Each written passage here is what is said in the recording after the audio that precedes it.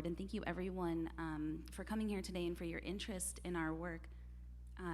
So I'm going to share our results looking at epigenetic aging and neurocognitive function in long-term survivors of Hodgkin lymphoma. We previously reported that survivors of childhood and adolescent Hodgkin lymphoma are more likely to self-report problems with their neurocognitive functioning compared to their siblings. And this included problems with focusing, paying attention, their organization, and their memory. Now, importantly, survivors that had these impairments were more likely to be underemployed or unemployed or have worse quality of life. Now, one thing that we noted in this study that was particularly interesting was that we did not see any direct effects of treatment on neurocognitive function. And these were long-term survivors, on average about 20 years post-diagnosis.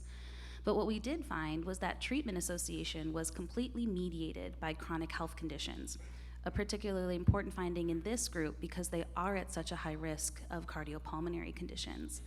And this really prompted us to think about the risk for long-term impairments in a different way, and specifically in an early onset aging framework. So in other words, were these chronic health conditions representing a much larger accelerated aging framework that was contributing to accelerated cognitive aging? So for this particular project, our specific question was, is biologic aging associated with neurocognitive function in long-term survivors of Hodgkin lymphoma? And to do this, we used 215 survivors of childhood and adolescent Hodgkin lymphoma from the St. Jude Lifetime cohort. This is a cohort of survivors treated at St. Jude Children's Research Hospital who are at least 5 years from diagnosis. And as part of their participation in this cohort, they undergo a very comprehensive neuropsychological battery that assesses the domains of attention, processing speed, executive function, and memory. So our biomarker of interest here was epigenetic age based on DNA methylation profiles. And very briefly, DNA methylation is the addition of a methyl group to your DNA wherever a cytosine meets a guanine, or a CPG site. And my colleague, Dr. Xiaoming Wang, has led the efforts to do this DNA methylation profiling in St. Jude Life. And this was done using DNA extracted from PBMCs on the Illumina EPIC array. And this array allows us to look at methylation values across 850,000 CPG sites in the genome. And using those methylation weights, we can calculate something called an epigenetic clock to estimate someone's epigenetic age. The results I'm going to share with you today are based on Levine's DNA-M pheno-age, and we chose this clock because this clock was not only trained to predict chronological age, but also multimorbidity and mortality to get at more of that physiologic aging as well. So once we calculate someone's epigenetic age, we can calculate something called epigenetic age acceleration by regressing that on chronological age. So essentially, you can think of this as the difference between someone's epigenetic age and their chronological age. So if it's positive, that means they're older biologically than we would expect, and if it's negative, that means they're younger biologically than we would expect.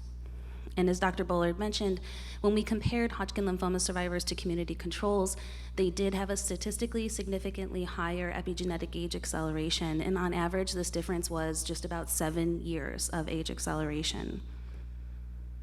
So now I'm going to show you results for the association between epigenetic age acceleration and neurocognitive function for each neurocognitive domain, starting with processing speed. And these are point estimates and 95% confidence intervals for the mean difference in the age-adjusted neurocognitive Z-score. So for example, those in the second tertile and third tertile of epigenetic age acceleration performed worse on a task of visuomotor processing speed compared to those in the first tertile. So in other words, higher epigenetic age acceleration was associated with worse visuomotor processing speed. When we looked at our tests for executive function, we saw that both tertiles of epigenetic age acceleration were associated with worse performance on a test of verbal fluency. And lastly, when we looked at memory, both tertiles of epigenetic age acceleration were associated with worse short-term memory, and here we actually saw a very nice dose-response relationship. We also saw that the third tertile of epigenetic age acceleration was associated with worse verbal learning and long-term recall. And we do have a small sample size here, so I suspect that this dose-response relationship also exists, but we weren't powered to see it.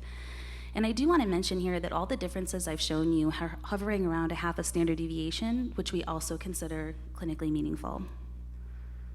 So in summary, survivors of childhood and adolescent Hodgkin lymphoma are experiencing significant epigenetic aging that's associated with worse verbal fluency, memory, and visuomotor processing speed.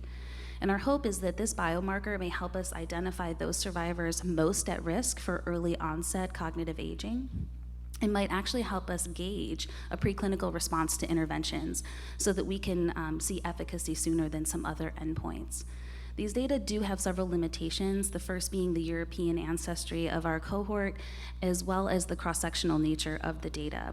So we do have in the works an expansion of the DNA methylation profiling in St. Jude Life, and also as part of our NCI funding, we'll be following these survivors forward to look at changes in epigenetic age acceleration and how those might predict who's most at risk for neurocognitive decline. And just very quickly want to acknowledge all of my collaborators at St. Jude, our funding from the National Cancer Institute, and of course, all of the survivors that participated in St. Jude Life. And I look forward to taking your questions after the other presentations, but here is my email should you need any other follow-up. Thank you.